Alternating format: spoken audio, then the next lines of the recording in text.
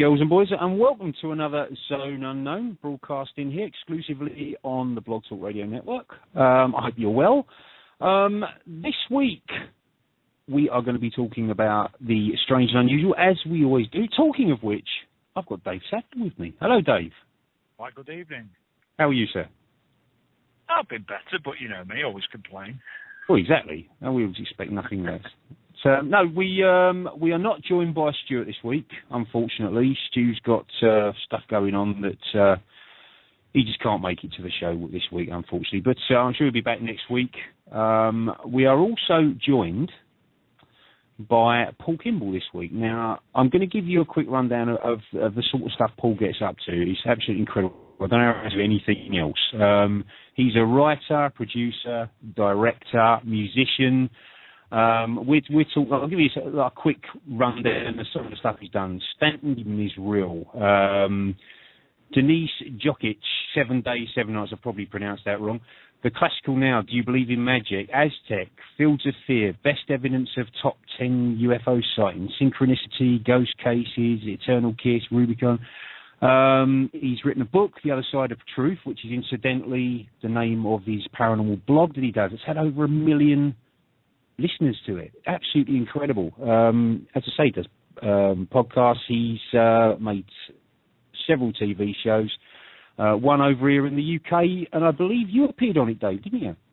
Yes, I was fortunate enough for Paul to ask me for a little bit of help, and we were able to accommodate and sort out some locations for him as part of Ghost Cases, which was more than an honour to take part in. So I'm big in Canada, and I mean the size of me, not nothing. And we have him on the other end of the phone. Very warm welcome to the show, Paul. Thanks, fellas. I'd just like to say that Ghost Cases was canceled after one season. I'm sure that had nothing to do with the fact that Dave was in 4 episodes, but that might have been the only thing that almost saved us. Sorry, Paul, I was just going to say I know why it was cancelled. Why is that? Because you didn't spend enough time saying, did you hear that? Did anybody else hear that? I don't know. Actually, I think those words only came out of my mouth maybe 2 or 3 times, and it was usually Dave. I was like, did you hear that? And Dave was only eating sandwich or something. But there was the absolutely awesome piece of footage was at the, and please apologise, I apologise profusely for my pronunciation, how yes, the one where the ball of light comes out the wall. Yes. The Algonquin, yeah. That's the fella. I watched that today. I did, yeah. It's a bit of a tremendous footage, considering some of the crap that comes out on most TV programmes. It is. You're going to get the usual brigade that are going to say dust, insect, this, that, and the other. But I've never seen one appear so clearly and travel in such a straight trajectory. You know what I mean?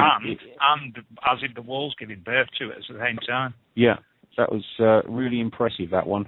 Very impressive. Yeah, I mean, and we can get into it because I know Dave is itching to do his parent news. I should get the parent news. Not last week, I'm not. But it's not just the video itself. It's actually, because I think, I used to think that all orbs, so-called orbs, were explainable. I still kind of think that. But this is the one orb, because that's sort of what it is, that I sit back and go, well, okay, maybe I should take this more seriously because of the story surrounding it. It wasn't just the light appearing. It was what happened before and after that kind of set it up that makes it very coincidental, if nothing else. Well, we're getting a bit more later because I'll give some of my own theories on orbs and stuff like that because what we're trying to do, Paul, is we've got a lot of people listening that are totally new to the paranormal. They haven't got a clue. You know, if we start going as some of these sayings like GMF, things like that, then they don't know what we're saying because they've not been exposed to it. Their idea of the paranormal is watching Most Haunted, things like that. So what we're trying to do, we're trying to take it back to kind of Paranormal 101, where we're trying to explain everything. So if we start talking about something that's a little bit more, we're trying to get it in kind of layman's terms. You know what I mean? We're trying to let everybody know what this stuff is actually about, what, you know, the bones of it. So what I'm going to say to you guys listening, if you want to get involved in the chat room, get yourselves over to www.zoneunknownshow.com. Click on the listen link, and you'll pop up there in the chat room. It'll give you a silly name like Wookie Fluff or something like that. Just click on that, put your own name in, come and say hi. Well, you don't have Wookie Fluff, I'm Wookie Fluff. Yeah, all right, I don't have Wookie Fluff. Pick one of the others. A friendly crowd in there, except the gold one. Watch out for the one you see in gold. Or the Superman one. It's a bit dodgy, that one. So, as Paul said, let's go into paranormal news. I've got a bit of a surprise for you, Dave. Have you got a surprise for me? I have, yeah. I have this. This is just for you.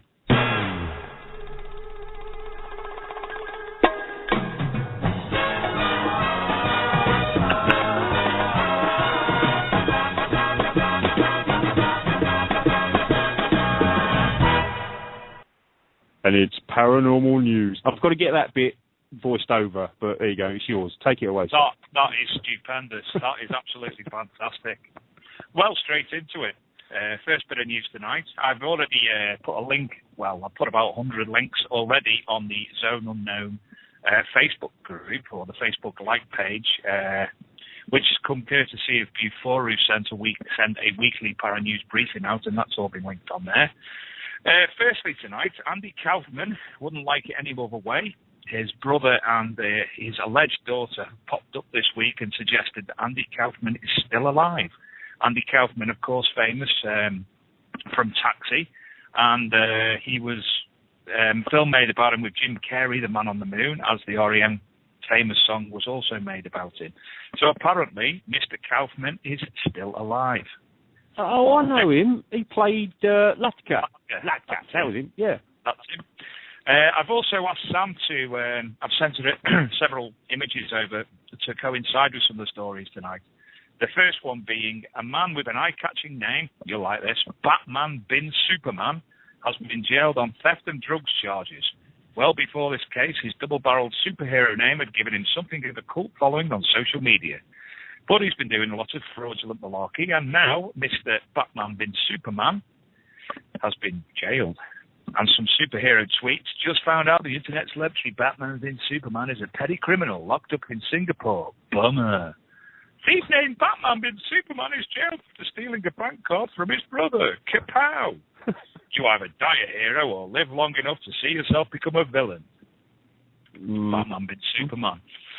Not always the man we think we are. No. One of mine, and I'm sure Mr. Kimball will be able to reflect on this party, is the bomb pop mediums, especially the black bomb pop mediums. A psychic was yesterday accused of making things go bump in the night by using an accomplice to make knocking noises during the Haunted Hotel tour. Chris Date, a paranormal medium, first time I've heard them call him that, spooked guests with his spirits made contact, but staff later discovered a man had been hiding in the attic. Mr. Date calls himself a night guider. Reportedly told guests at the £12 a head tour, I tell you what, I'm purely not making any money out of it. I should be charging £2.50 for some paranormal bollocks, shouldn't I? Yeah. He could contact the spirit world. But the hotel owner revealed how the staff spotted a mystery man climbing down from the roof afterwards. This all took place at the halfway house in Llanelli in South Wales. Hotel owner Paul Francis said there were 14 paying ghosts on the guests even on the ghost hunt. He did that arithmetic. Yeah.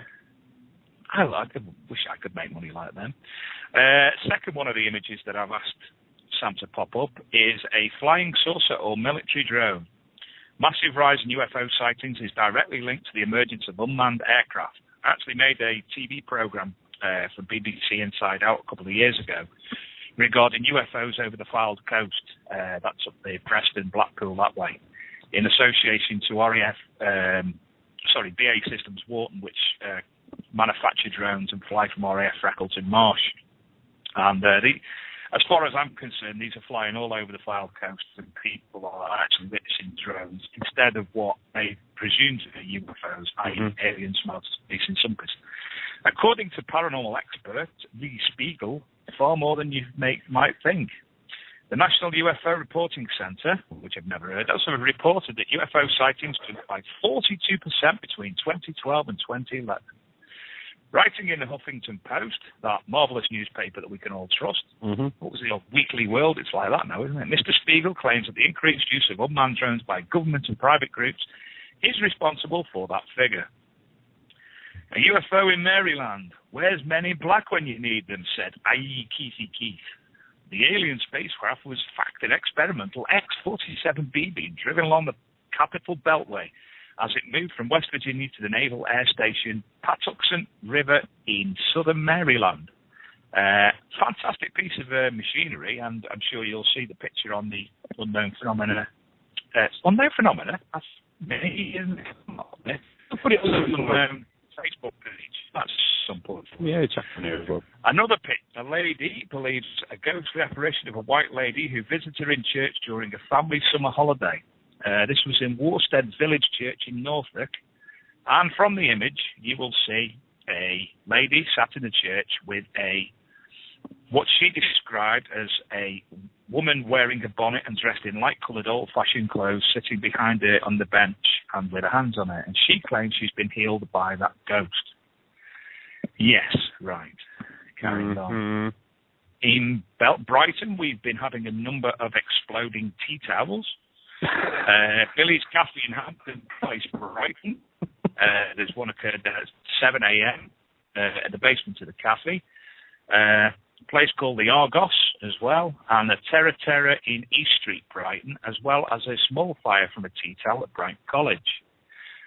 I think that more or less means that they should go on out and get some decent tea towels instead of... Yeah, wash them. Yeah. Yeah, This last week, we had a UTV series, Shaun Ryder UFOs, which we pimped and which we made all singing and dancing. And if you watched it, you will see that it was shit. It was, let's play somebody who's full of LSD to go round the world and have a jolly and big up his own ego. Yep. I've never seen so much in a UFO program in my life. Wonderful, talented singer, UFOs, go away, Shaun Ryder.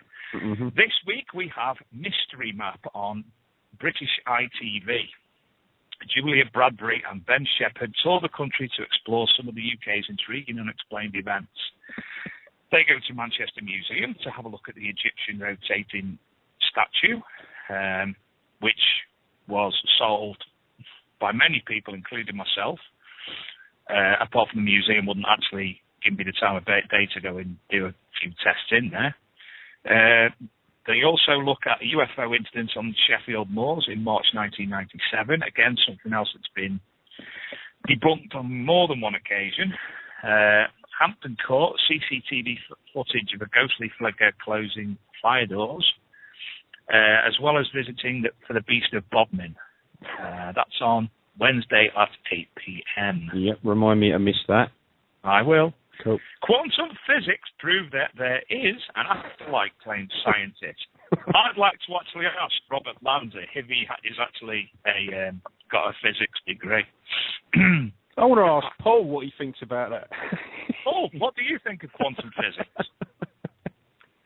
There's a cat in a box, and you open the box. Wait, no, is that quantum physics, or is that my sister? I'm not sure. Anyway, Robert Lanza believes the theory of biocentrism says death is an illusion. He said life creates the universe and not the other way around. This means space and time doesn't exist in a linear fashion. We think it does. He uses the famous double split experiment to illustrate his point. And if space and time aren't linear, then death can't exist in a real sense either. I've just found a great new way of doing the Para News. I'll have to do that next week. Anyway, I'll continue. That double slit experiment is the one that you get on YouTube with Professor Quantum. What's his real name? I don't know, but come up with something original. What? No, come on, tell me his real name. I haven't got a clue. You can't just call somebody Professor Quantum. Yeah, that's what he's called, mate. So that's what I'm... Paul Kimball, what's Professor Quantum's real name? I don't know, but he sounds like the villain for the Justice League movie. I am Professor Quantum Luthor. Come here now. Where's Aqua? Peru's Air Force is reopening an office responsible for investigating UFOs due to increased sightings of anomalous area. I'm going to finish there. I don't like that one. That was boring. That's got Shaun Ryder written all over it. A ghost hunter is doing a vigil at St. Osoph Spooky Witches Prison. John Blackburn from paranormal group Mysteria said, I can't even be asked doing that. I hate barn pots, I really do. People, they're just fools, aren't they? This is interesting. This is actually interesting. 8 live big cats, tortoises, hippo teeth, and the Rolls-Royce upholstered with alligator skin were seized by UK border officials in a record year for endangered animal items. This is what I've been saying to people about. Cats are still being brought into this country, and other tropical animals, exotic animals and such like are being smuggled into this country, and a lot of them are getting past customs. And this from the BBC website goes to prove that this is occurring. One of the biggest shifts was the increasing use of these species in bodybuilding supplements and facial creams. What are you going to use big cats for in bodybuilding supplements? Must be cat weight. The mind boggles. Innit? Wild boars have ripped up a ground at Gloucestershire Northern League side Soudley AFC in the edge of the forest with Dean. And finally, do you like that? Mm-hmm. Will the world end? Very clever, McDonald's. Sorry, mate, go on. Will the world end in 98 days? Sounding an ancient trumpet in York warns of Viking apocalypse on the 22nd of February 2014. Legend has it that on that day, the god Odin will be killed by the wolf Fenrir. Fenrir? That's where that J.K. Rowling got her Fenrir Greyback character from. Mm-hmm. The soil and the sky will be stained with poison and the sea will rear up. Prior to the apocalypse, 3 freezing winters would follow each other. The sound of the horn is supposed to call the sons of Odin to the battlefield. That's a Manchester term, that. All right, Odin, where Odin will ultimately be killed. And that is known as Ragnarok. And that was the news. And I didn't at all say anything that you could suggest would be fanar. It was still good, though. I do love you, like mate. Grandma Boss. That was it. Well, you said it in there. You ruined it, didn't you? Yeah, oh dear. I don't know. Well, I'm not playing. I'm gonna have to get you a suitable outro for that. Well, I want to play the same one, so I'll have to get you a suitable one. Could do, yeah. That one where you was talking about that investigation with that geezer up in the loft. Yeah. Apparently, you claimed it was a homeless guy that had snuck in. Yeah, you're always going to say stuff like that, aren't you, to get yourself out of bloody... In designer jeans, no less. So. Well, come on, you've seen the state of some of these bloody people selling the big issue. They've got better trainers than I have. Anyway, thank you for that, Dave. I like it. Can I say that, by the way? You say what you want, mate. I don't mind. You there be suing, not me. So, Paul, as I say, welcome to the show. This huge long list of programs you've done where you've been writing, directing. Let's get back to the very beginning where you was actually doing a blog with UFOs, basically, and that kind of expanded to cover pretty much all of the other topics within the paranormal. How did your interest in it begin? Well, it started, and I recently closed the blog down, so I don't actually do it anymore. I transferred some old columns because I'd written about 950 pieces or whatever over the years. So the ones that I still like, I'm transferring to my personal website, but the rest of it, its time has passed. I actually started doing that in 2005, which was 4 years after I made my first film documentary for Canadian television related to UFOs, which was a biography of Stan Friedman, the famous Roswell researcher, who's also my uncle. I like to get that out of the way right off the bat because somebody sooner or later will say, isn't Friedman Kimball's uncle? Yes, he's my uncle. But I've done work before and I did work after. So my career doesn't rely on Stan Friedman and his career doesn't rely on me. So I had always had an interest in what you would loosely call the paranormal, I guess, not just UFOs, because I think we all did. At some point, every kid hears a ghost story. Or when I was young, you watched Star Wars and Battlestar Galactica, so you were hearing about aliens from outer space and all this kind of stuff. Or when I was in college, I was watching things like, when I was in law school, The X-Files, all those kinds of shows in the 80s and then the 1990s. So it permeates our culture. Now, the fact that I also had an uncle who was the world's foremost UFO researcher, so every year at the family reunion, I would take the opportunity to chat with Stan about UFOs and strange stuff like that. Yeah, it seeped in. I mean, but my dad was a criminal court judge. I mean, solid, he's still alive, but back when he was working, solid, upstanding pillar of the community kind of guy. I hope he's not listening. But like everybody else in the 70s, he had von Daniken's Chariots of the Gods, paperback version. I think he had a book on Atlantis, that kind of stuff. I mean, he had a lot of books on a lot of stuff. But those things were selling millions. So as a kid, I had access to Chariots of the Gods and a lot of these ancient alien, what we call ancient alien kind of books now. I mean, it's fascinating. It's really cool storytelling. It's I'm not going to say it's great mythology. Odin and Thor in the Norse mythos or the Greek mythos, that's great mythology. The ancient alien stuff is kind of lesser 20th century mythology, but still, it was fun stuff to read as a kid. And the last thing I suppose I'd say is my paternal grandfather was a Reformed Baptist minister, and I consider the religion in all its forms, whether you're a Buddhist or Hindu or Christian or whatever you are. I mean, ultimately it's paranormal, isn't it? You're dealing with the ultimate paranormal. Is there some supernatural force, whether we call it God or something else, whether there's life after death, all that kind of stuff. And that's the primary subject that religion tries to tackle, or spirituality or faith or whatever you want to call it. So the paranormal, as I wrote in my book, isn't something that just a couple of Dungeons and Dragons playing live in their mother's basement guys in West Virginia do on a weekend.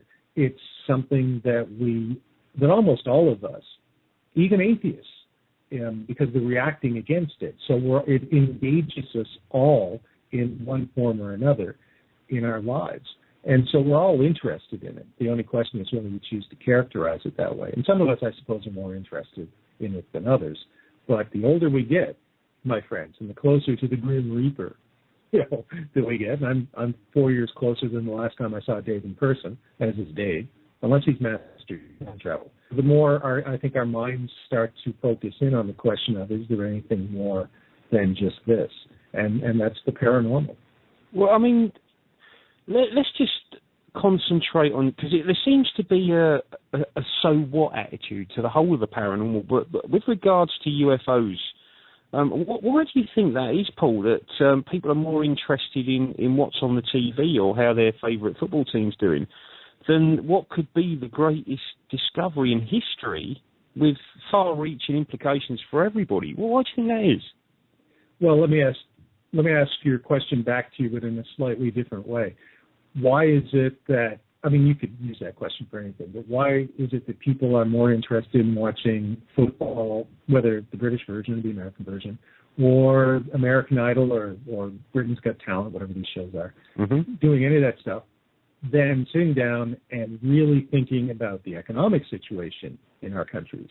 The fact that less than 1% of the population controls the vast majority of wealth. Nobody wants to really think about that. Nobody wants to really talk about that. We just continue trundling along with a terribly inequitable system that sees the vast majority of us screwed by I won't even call them the upper class. They've moved beyond the upper class to the uber-rich class. But we won't talk about that. And the same thing is true, generally speaking, you can go into most churches. Now, churches, to my mind, should be a place where, in the old days, you would have a community of fellow believers who would get together and they would talk amongst themselves and about what they believed, what they'd experienced, that kind of stuff. That was the whole idea of a church. It was supposed to be a community where people could talk. Quite frankly, if you go back to the very early days of Christianity, for instance, talk about some really weird stuff, that didn't quite make it into the Bible. And because they had editors back then. But now you go into a church and generally speaking, there are exceptions, but generally speaking, you take a look at the United States. You have these mega churches with 20,000 people sitting in the church. It's a football stadium, and you've got one guy, and he's telling people. I have a very good friend who's an Anglican minister, Church of England. Here in Canada, we call them Anglicans, and we have discussions all the time. And he's very adamant, and I agree with him, that the role of a priest or a minister, or whatever you want to call them, is not to talk to the congregation. It's to talk with the congregation, to raise questions, not give answers. and then have a conversation about what those answers might be. But that's not what you're getting. And so the same thing is true with the paranormal.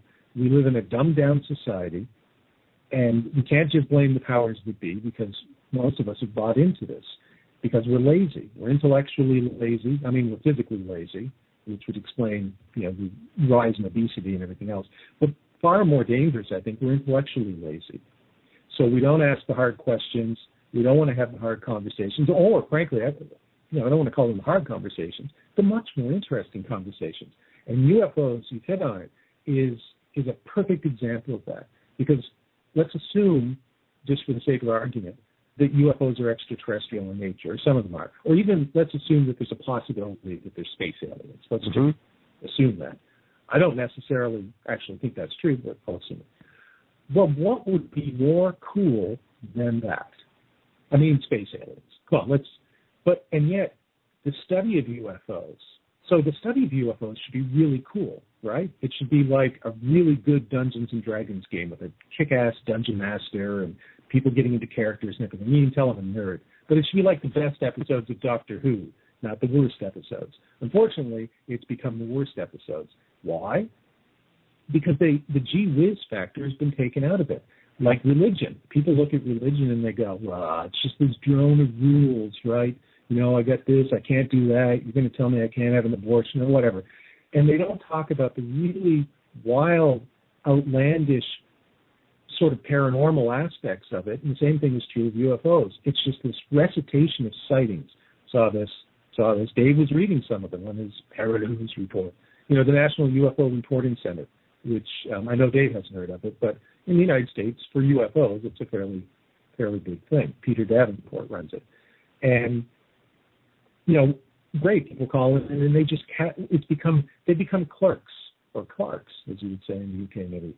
Just the catalogers of sightings, but they don't analyze them. Roswell's another perfect example. People will trot out, we have 100 Roswell witnesses, or 200 Roswell witnesses, or whatever the number they have on any given day. Well, that's great, but do any of them say anything interesting? When you get right down to it, no, they don't. But it's this idea that the more you have, the better. And it's the fast food, commodified society that we live in, and unfortunately, it dumbs everything down. It makes it dull. Kids tune out because now UFOs aren't interesting. They're boring. Ghosts, generally speaking, they're boring. Anybody who's watched one of these ghost hunter shows, you get it after 4 or 5 episodes. You should. I mean, it's the same show every time. They just move the location. But they do the exact same thing. It's a script.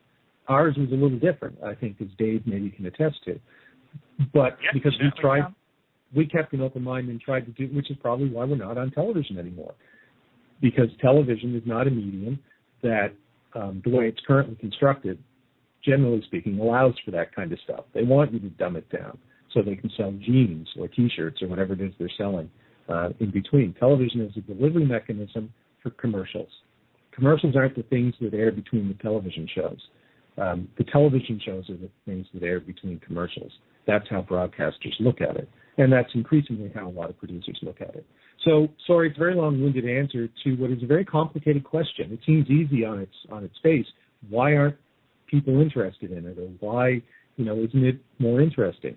And it has it's a lot of moving parts, but the basic gist of it is we've been dumbed down. We've allowed ourselves to be dumbed down, and the things that we should be interested in have been turned into, fast food. So instead of a gourmet steak, we're eating, no offense to McDonald's, I go to McDonald's, but what we're given in all swaths of society, including the paranormal, we're given a cheeseburger from McDonald's and told that that's food. That's why I like the paranormal, because I absolutely adore cheeseburgers from McDonald's.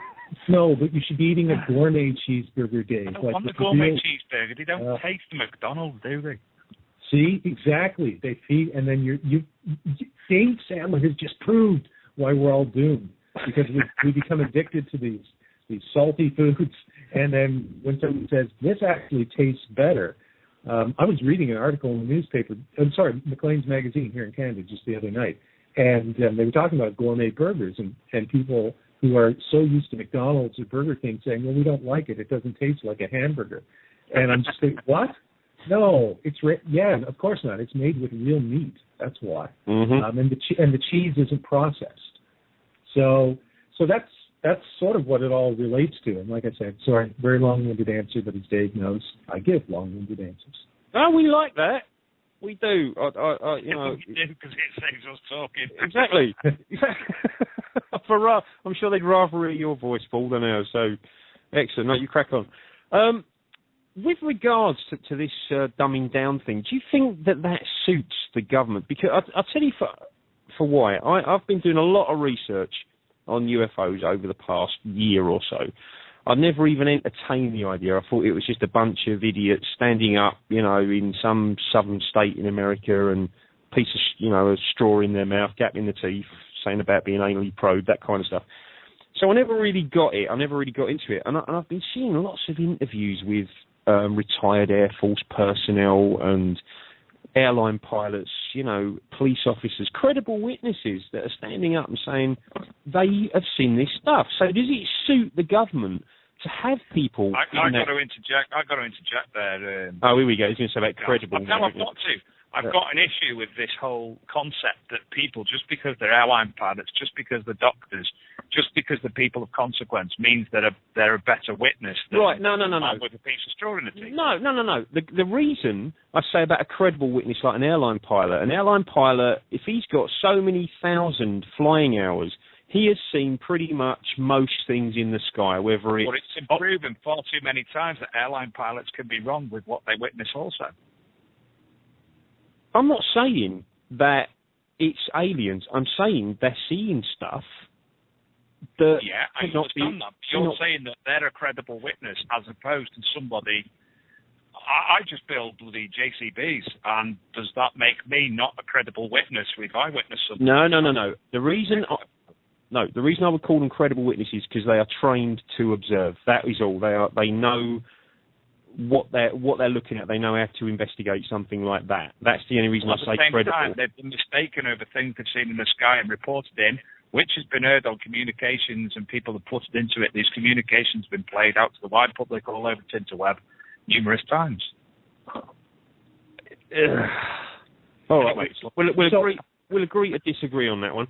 No, you've got a tiebreaker here. I can settle the argument. I can be the third vote.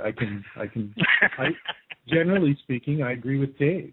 The idea that people, by the very nature of their profession, are more credible as witnesses, and in some cases, I think that would probably be true. Weirdly enough, I actually think the case where it would be most likely to be true would be astronomers, because they are people who are consistently sort of engaged to look into the sky and to think about things in the sky.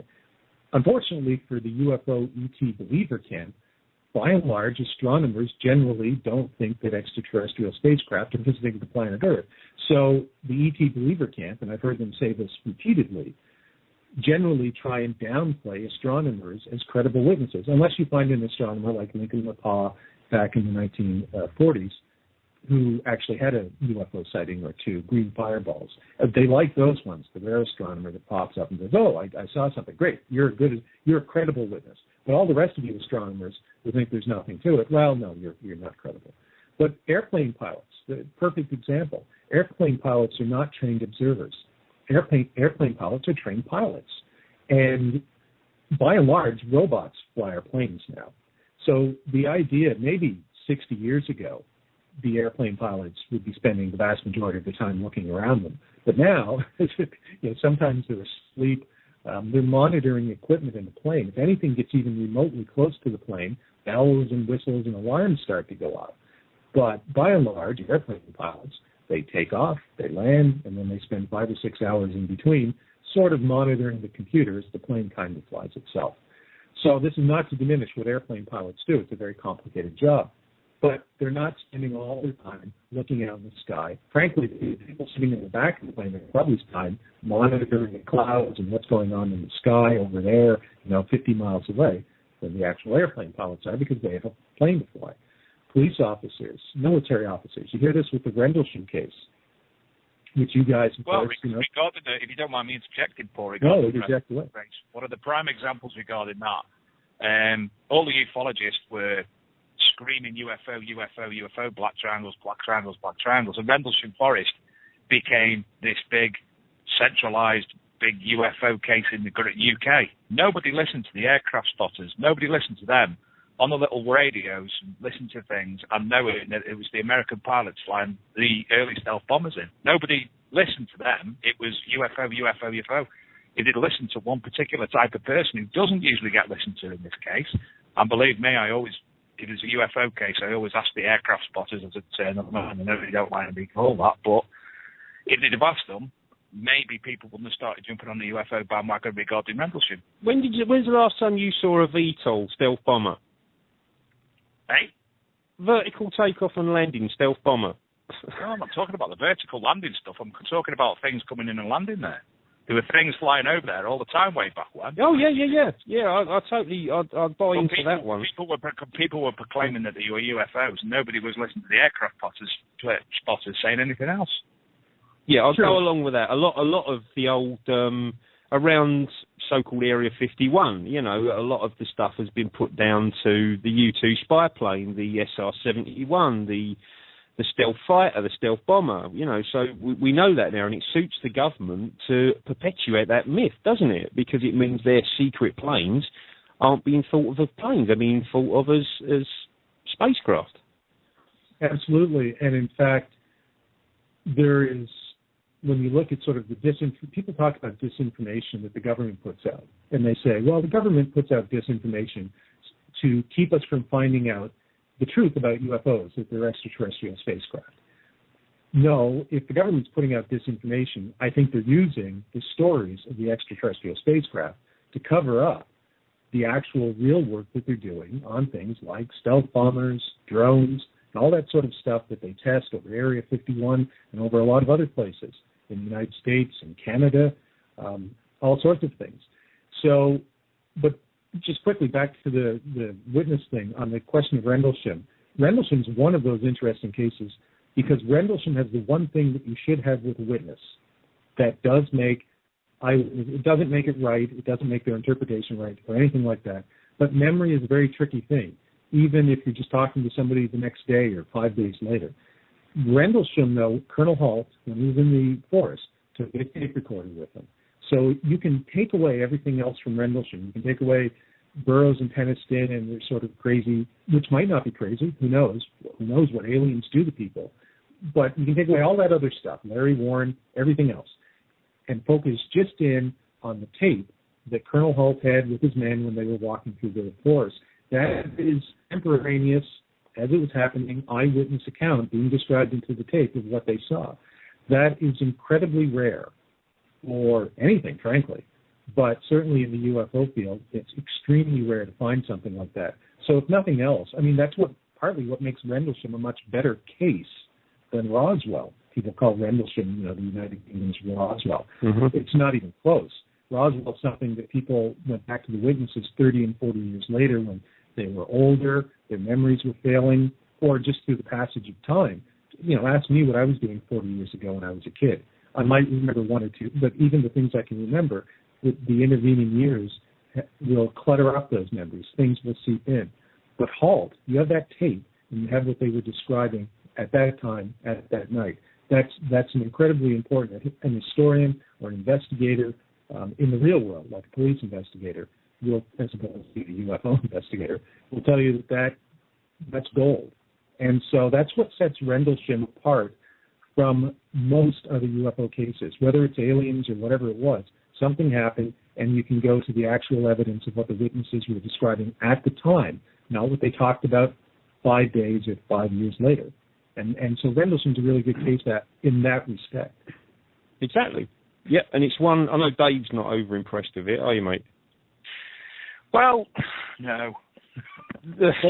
I'm not saying it's space aliens now. I'm just saying that in terms of the evidence, it's a case that you can actually sit down and listen to that tape, and I've heard it many times, and you can use that as the primary piece of evidence. And so it has stuff.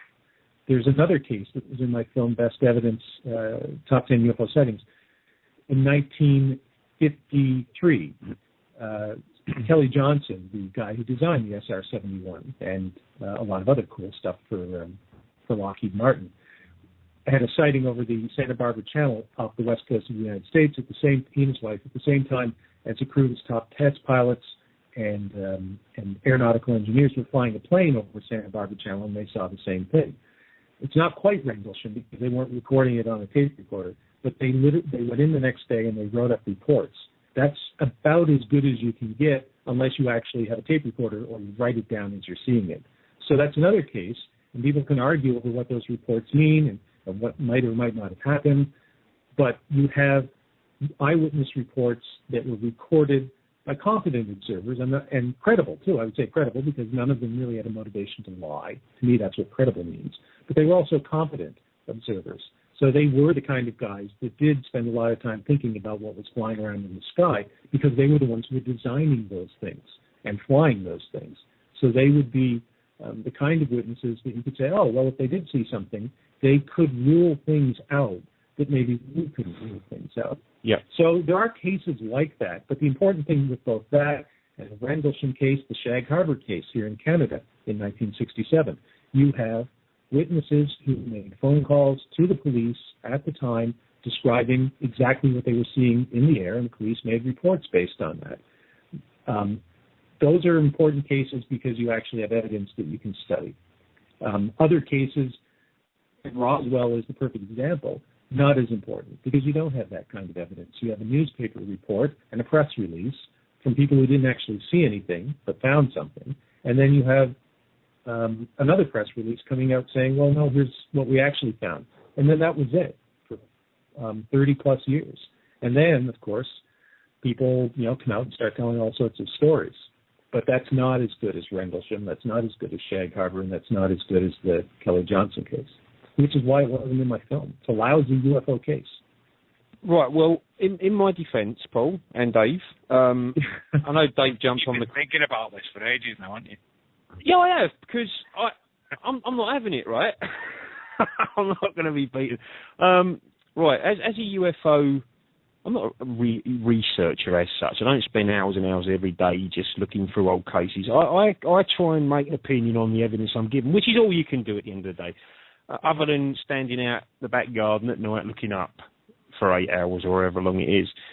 So what we have to do is, if you're looking at a case on YouTube, for instance, or you're looking at a case on the TV and you see someone on there, you go by body language and things like that. Okay, you can see, look, that bloke, he's blatantly full of it, all right? He's telling porkies, I don't believe a word of what he's saying. Because you can tell, all right? I'm talking about credible witnesses, like one in particular. I'll give you an example. Airline pilot, I don't know if it's Japanese Airlines or a Japanese cargo plane, over Canada. He's got an image on his radar. All right, he doesn't know what it is. He's called the control tower. They don't know what it is either. Okay, they've picked it up on their radar. It's following the plane very, very closely. It darts in front of the plane. There's two other smaller objects with it. Him and the co-pilot both said that it's about twice the size of an aircraft carrier, flat disc. And this went on for ages, and then it was seen by another airline pilot over Canada a couple of days later. Exactly the same thing showed up on radar. So you've got a witness, two witnesses in the plane on the first one. It's confirmed by radar. That's what I'm talking about as credible. Yeah. Credible, I've seen it's had two report the same thing, or credible because they were airline pilots. Yes. The airline pilots have got, they ain't got a reason to make it up. Basically, yeah, of course they have. They want fame and glory and all that sort of stuff. But, why would they do it? That ties in. A professional guy... I'll counteract you. Go on in. I'll counteract you. I think it was Dorset or somewhere like that just last year. A policeman, and this is reported, and this is in the newspapers, and this is in all the freedom of information, anything else you want to get, was chasing the moon. Yep. There you go. Is a policeman not credible because he was chasing the moon? That's one instance. I'm talking about this versus if you see one instance. If you see a testimony from a professional airline pilot that's got this information, he's got the backup of radar versus some guy stood in a field with a piece of straw hanging out of his mouth and a gap in his teeth saying he's been anally probed. I don't care who you are. You're going to pay more credence to the airline pilot. That's just human nature. Yeah, you probably will, and that might be unfortunate because the guy with a piece of straw hanging out of his mouth who claims that he had a direct personal experience with something might actually be the more interesting case. Yeah. And it also might be a guy lying or crazy or whatever. But that might be in fact, that would be the case that I would probably be more interested in myself. I know the case you're talking about, by the way. It's the JAL Flight 1680 case in the 1980s over Alaska, and then I think eventually over Canada. And it's not a bad case. It does have there's a better case, the RB-47 case from 1957, which was a top military spy plane flying over the southwestern United States. It had an encounter with what I'll call a UFO for over an hour, tracked by the radar base on the ground, military radar on the ground, also sighted by the pilots of the plane, but also tracked by the equipment in the plane, which was designed, it's a spy plane, so it was designed to do that kind of thing. So you've got three different moving parts in that. And that any lawyer, any police officer, any judge, whatever will tell you that if you're sitting in a court of law and you're looking at witness testimony, anything that can corroborate that witness testimony tends to make it stronger. So one eyewitness alone, you either take or leave the eyewitness. You have a story.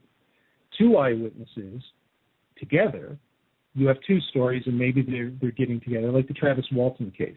Maybe you've got some people who cooked up a hoax beforehand because they're all related to each other, right? They all know each other. Yeah. But what happens if you have,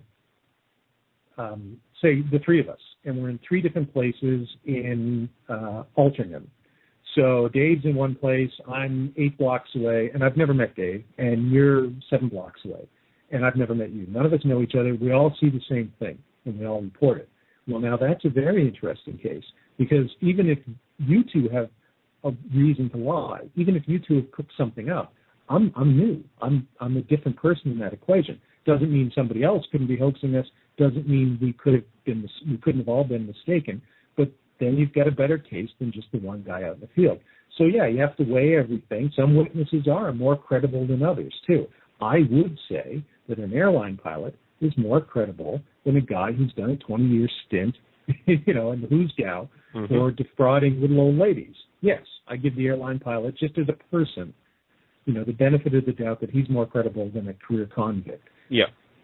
So where it all fits but in terms of your observational acuity, the important thing to understand is becoming an airline pilot or a police officer or military personnel doesn't suddenly turn you into Superman.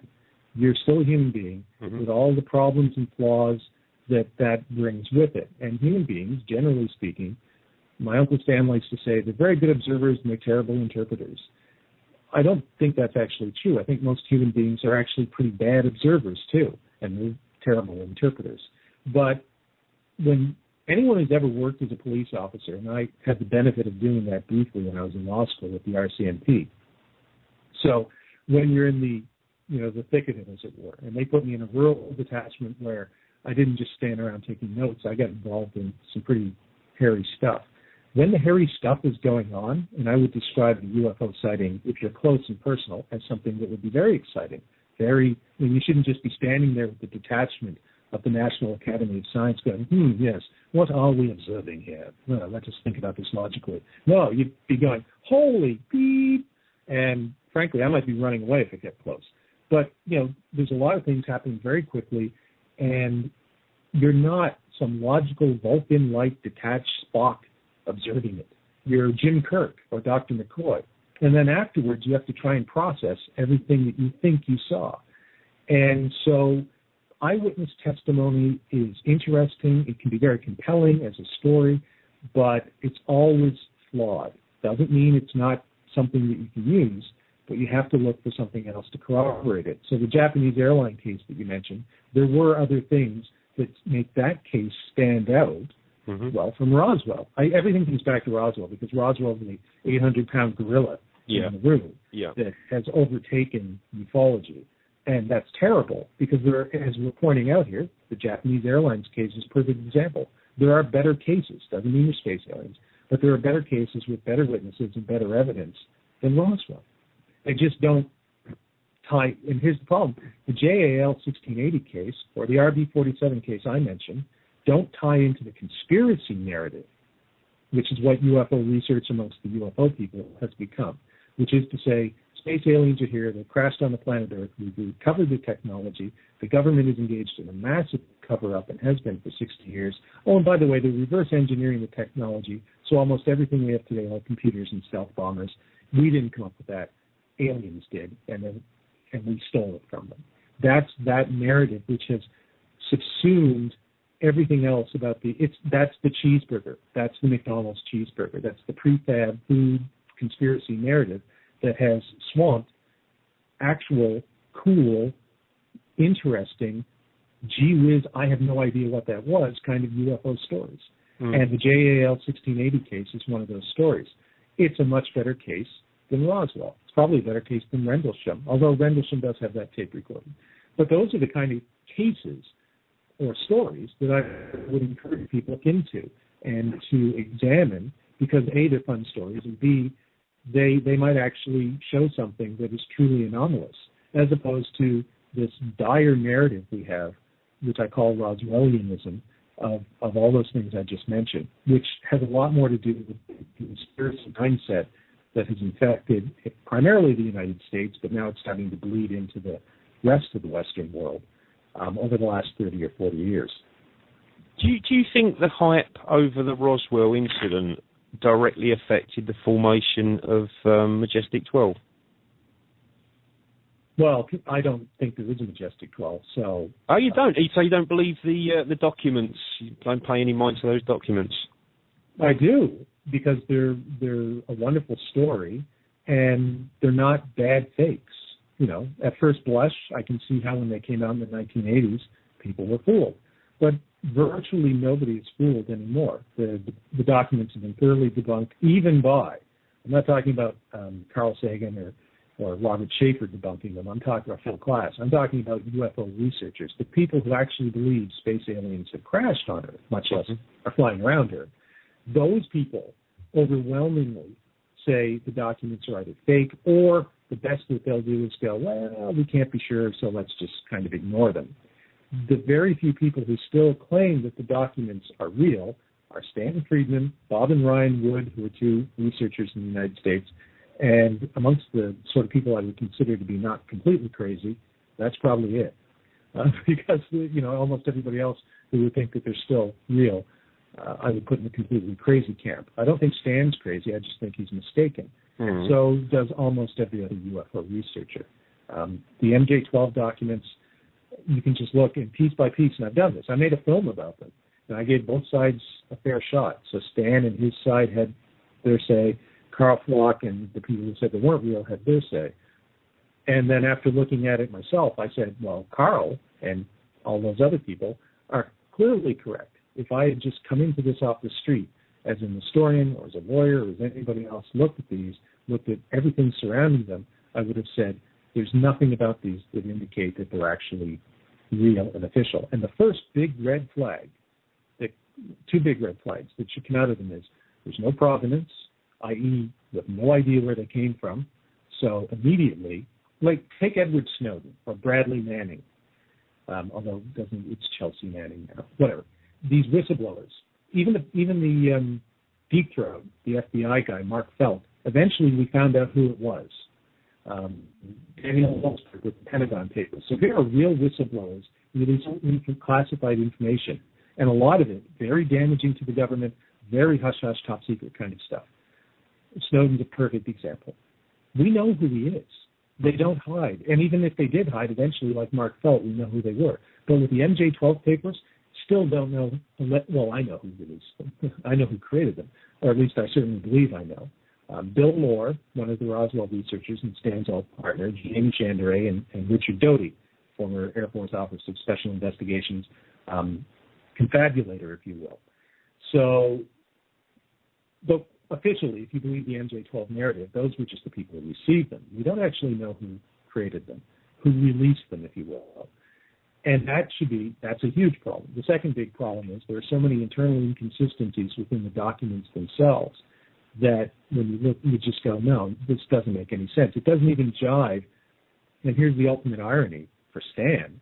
The documents don't even jive with his own crashed flying saucer narrative of Roswell, because Stan says there were 2 crashes in 1947 near Roswell. Mm-hmm. One happened closer to Roswell, and then there was another one that happened even further away at the plains of San Augustine, which is to the west of Roswell by about an hour or an hour and a half. So he says there were 2. Now, you would think that if Stan's narrative is right, the one that he's been promoting for 30 years, that if there was a top-secret group that was briefing the president in 1950 about the situation as it stood, and there had been 2 flying saucer crashes in New Mexico in 1947, the document would reference both of them. Yes, I would think that would be logical. You wouldn't tell him about just one of them. You'd say, by the way, sir, there were 2. But unfortunately for Stan, the Majestic 12 documents only talk about one of those crashes. They do mention another crash on the Mexico border that everybody and their dog, except for Stan, thinks was, a hoax or malarkey, depending on who you ask. The Del Indio crash, as it were. But the actual so-called Roswell incident, the MJ-12 documents only mention one crash. But Stan tells a story where there were actually 2 crashes. But he thinks the MJ-12 documents are completely accurate. I've had this conversation with him. And I try and say to him, Stan, how can you believe one but not the other?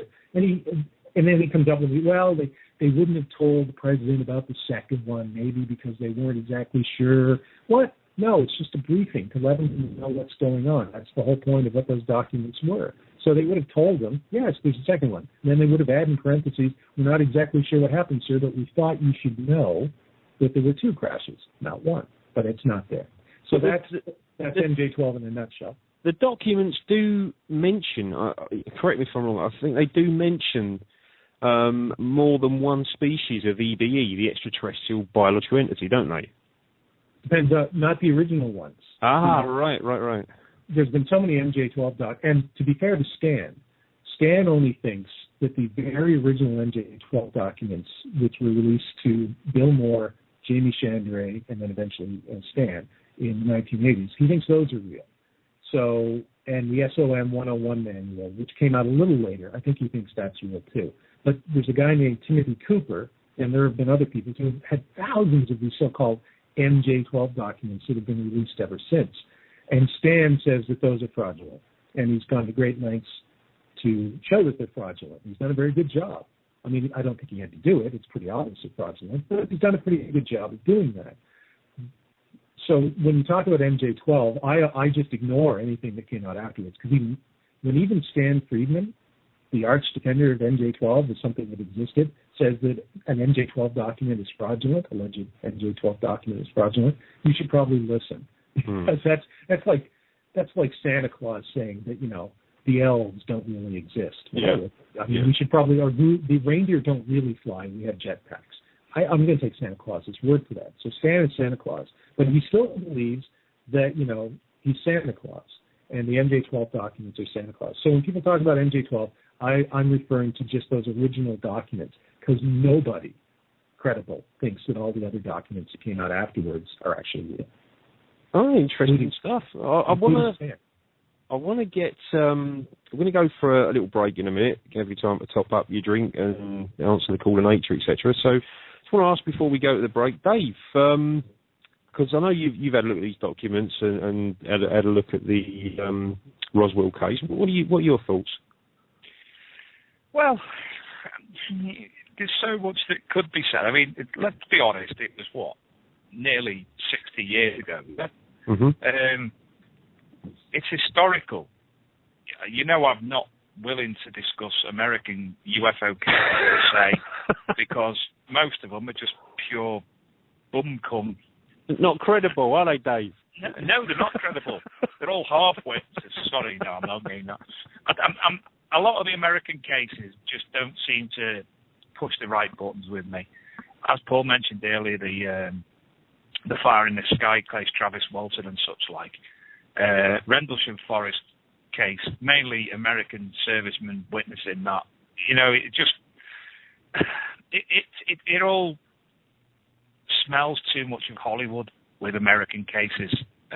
I'm more of the nuts and bolts British UFO researcher.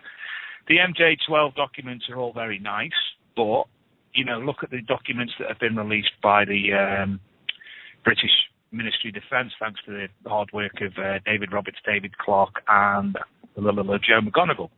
The information that they've been able to glean and bring into the public domain, to me, is far more important than the MJ12 documents. The MJ12 documents, you know, stuff like that, they're easy to be hoaxed. They're easy to get into the public domain by somebody.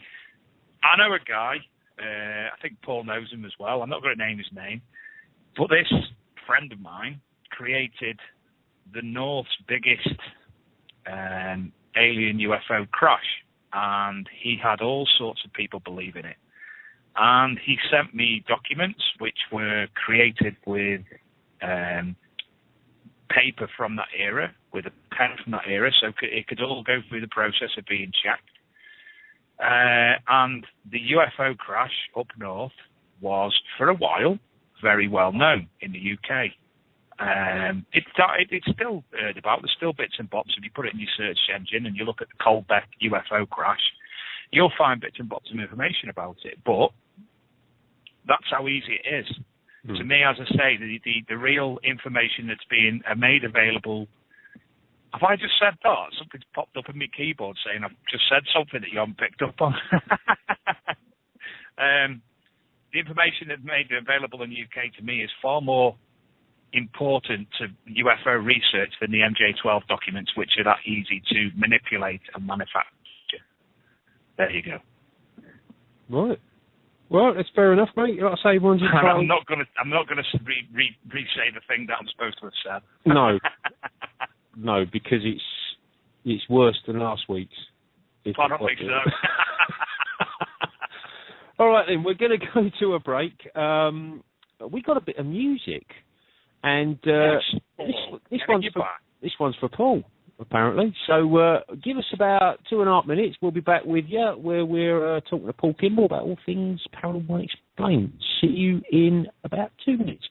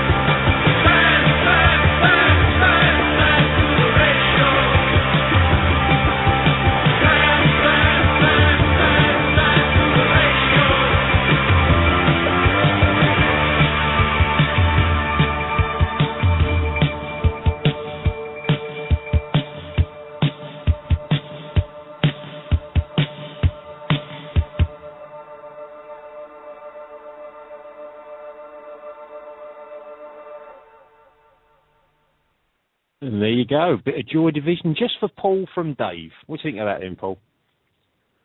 Oh, that's so sweet. I think I had Dave on my podcast, and I think the closing song I used was Transmission, actually. So it's I'm never sure whether Joy Division is the second best band ever come out of Manchester or the first. It depends on whether I'm a Smiths listening day mood or a Joy Division listening mood. It changes from day to day. So.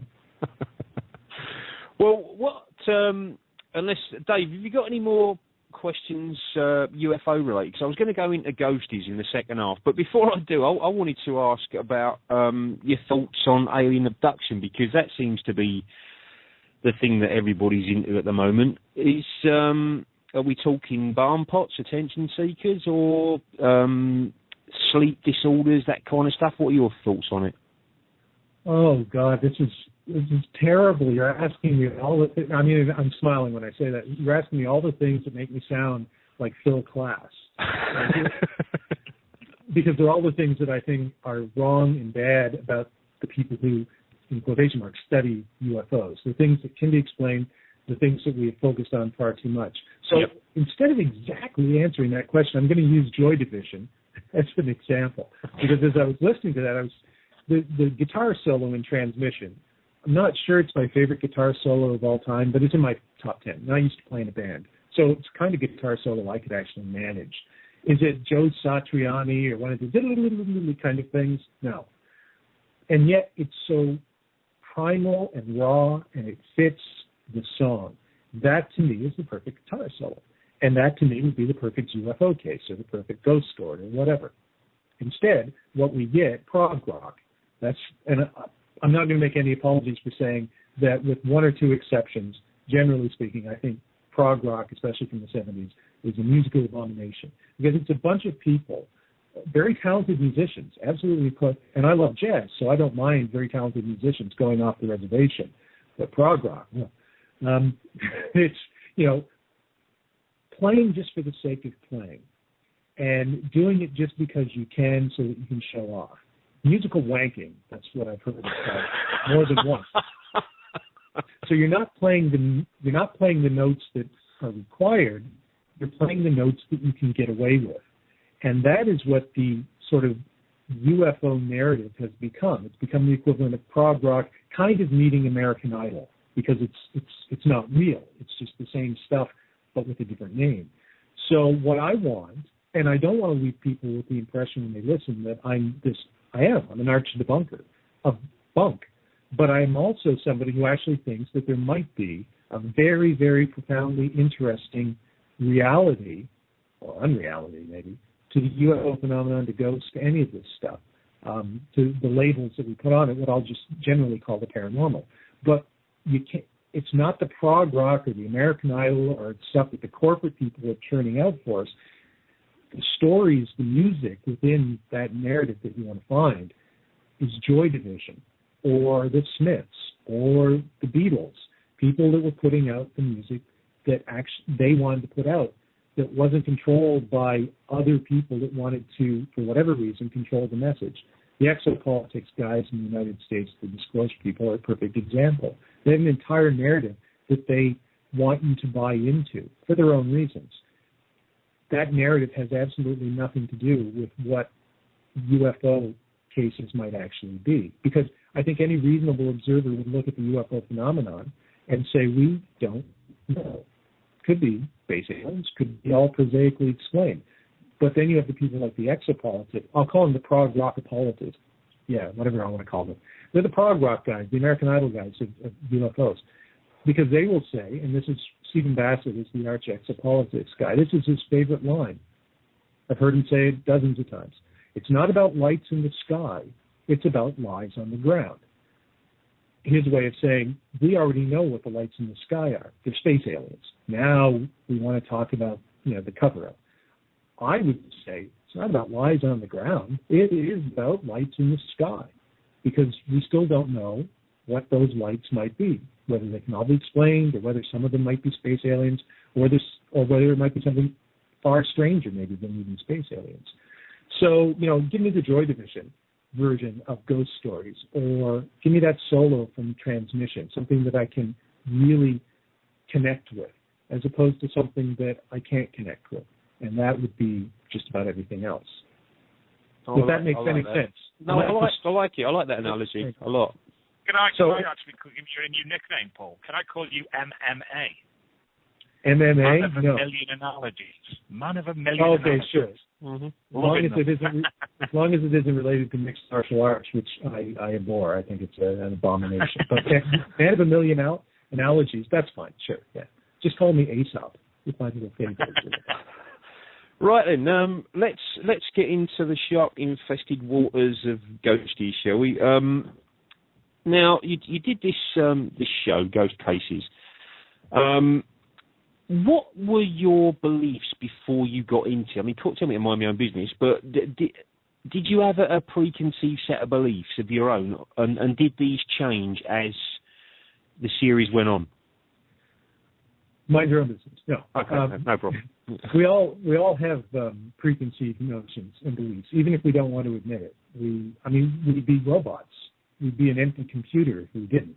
So there's been things that have been programmed into us. So to say that whenever you hear anybody say, I went in completely objectively, I had no preconceived notions, and you do hear a lot of people say that, they're lying. They're either lying purposefully or they're lying because they don't understand themselves. They have no sense of self-awareness. So it's a lie by stupidity, if you will, not an overt lie. So I'm not a liar, except perhaps where the Canada Revenue Agency is concerned.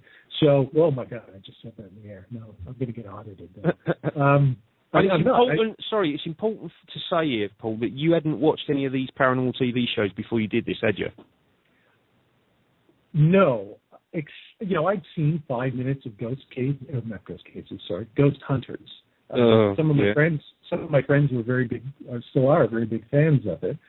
But no, I was not a regular watcher. I never watched more than 5 minutes because I thought it was just complete crap. Forget from a ghost investigating. I wasn't even thinking about it from that perspective. I just thought it was complete crap as a television show. It offended me as a television industry professional. Thought it was the narrative structure of it was bad. The acting in quotation marks was bad. Everything about it I just thought was bad. So it took me 5 or 6 minutes to figure that out, and then I went and watched something else. Right. As a general rule, I just don't like reality television because most of it is crap and it's not reality. So if I'm going to watch something that's fake and scripted, I'll watch something like Boardwalk Empire, which is well written and you know what it is. It's not real. It's scripted drama. I don't need to watch Operation Repo or Ghost Hunters, which is again scripted drama. It's just really bad scripted drama. Give me good actors. So no, I had no real experience, and funnily enough, from a television professional's point of view, that was a terrible mistake. And my brother, who worked with me, and still does, was my production manager on Ghost Cases. Dave, you didn't meet him because he didn't come over, but he was the guy running the numbers and stuff. He would sit me down and he would say, Paul, you need to watch some of these other shows because there's a formula. And if you don't follow the formula, you won't be successful. To which I responded, I don't want to follow the formula. We can do it a better and different way. And by doing it a better and different way, it will be successful because people will want to watch the better version, which was kind of like saying, I'm going to make a gourmet hamburger, and I know people will come and eat it because it's better than the McDonald's stuff that they're getting. MMA. I got news for you. Yeah. It might be better, but people still want the McDonald's. And so my brother was right. Just solely as a professional, because that's what I do for a living, I should have watched every episode of Ghost Hunters, and then frankly, I just should have copied them, because that is we'd probably still be on the air. We probably would have sold to a bigger network, and I'd be famous and rich now. I don't think you will. I think it's been done. Without bias, I've got to say that Ghost Cases, there was one of two things that I wouldn't say I would have liked to have seen in them, as you know, Paul, but overall, Ghost Cases, I could watch it. It's a program I can sit down and watch, whereas other TV programs, I can't at all. I will not and cannot watch a paranormal real-life TV program at all in any way, shape or form. And people keep saying, you need to watch this, you need to... No, it's not happening. Not happening. You might as well watch Scooby-Doo. At least it's funny. It's the same thing, isn't it? And, Daphne's really cute, the purple one. No, I'm a Velma man. The thing is, we had a low budget. I mean, we this will sound like a lot of money to people. We had a budget of maybe, I think, $400,000 or $500,000. But to do a 13-episode television series, that's chump change. In fact, I was talking to some friends in the United States, and they said, "What was your budget?" These were guys much further up the food chain than I am. They produced feature films, real television series, big budget television series. And I said, "Oh, it's $500,000." And he looked at me and he said, "Yeah, it's a little light per episode." But, and I went, "Per episode? That was for the series." And he said, "You're crazy that you would do something like that." So, the production, for what we had, the production quality and value, just how it looks, I thought was pretty good. But as Dave can attest, when we came to the UK, we had, there were 5 of us. Holly, Stephen, and I, the 2 hosts, and I was one of the 2 directors, although I think, as Dave can attest, I was the director. There was somebody else who had a director in name-only credit. And then there was that guy, who was also the producer in name-only. And then there was the camera guy and the sound guy, who were hardworking fellows. But that was it. That was the crew. We didn't have, 8 cameras. We didn't have all this stuff that Ghost Hunters has and everything like that. So it's a couple of episodes are on my company's website, so folks can see them for free. I don't like every episode. I think a couple of them are slow. The truth is, a lot of times you go to these places and nothing happens. And Paul, what is that website, please? www.redstarfilmtv, all one word, .com. So when you go to... Get that about as we speak so people can have a look later. We'll get it. There's 2 cases. I think there's 2 episodes. One is one that we filmed here in Nova Scotia. That is both of them, of the 13 episodes we did, 12 were original in the sense that the 13th was kind of a wrap-up show. So the greatest hits sort of thing. But of the 12 episodes that were whole unto themselves, I think maybe 7 or 8 of them are not terribly interesting. I mean, Holly's lovely, I'm lovely. They're fun to watch, but in terms of what happened, it's like, meh. But there are 3 or 4 of them that I think are genuinely interesting, that I had experiences in, that Holly had experiences in, that we walked away and went, wow, okay, we can't really explain that. And that, to get back to your original question, did change my perception from when I went in. I was much more skeptical. I didn't really give ghosts that much thought, other than as a mythology, folklore, which I've always been interested in. What kid doesn't love ghost stories? But I was not a fan of ghost hunting TVs or any of that, TV shows or any of that stuff. Coming out, I'm still not a fan of those shows, but I am a fan of the idea that we may well be interacting with some form of advanced non-human intelligence. And when we were doing ghost cases, Holly and I and Dave and Dave's old partner in the UPIA who was with us on those episodes, we may have encountered one of the other episodes that I have up on TV or on my website is the Shocklack Church episode, which I think you guys talked about last week. I thought I heard you talk about it. Where a series of strange things happened to everybody that was there that night. So all 5 of us from the Ghost Cases team, plus Dave, plus the other researcher from the UPIA. So there were 7 of us. All 7 of us, in different times, in different places, in different ways, experienced something anomalous. I mean, that to me, that was, I had scarier nights. The Baby in the Basement case that's up on the website was a scarier experience. The Shocklack Church one was, to me, kind of the holy grail of, I'm not going to call it ghost hunting, but putting yourself out there and saying to whatever might be out there, hey, I'm interested. If you're there, let's interact. And then what happens?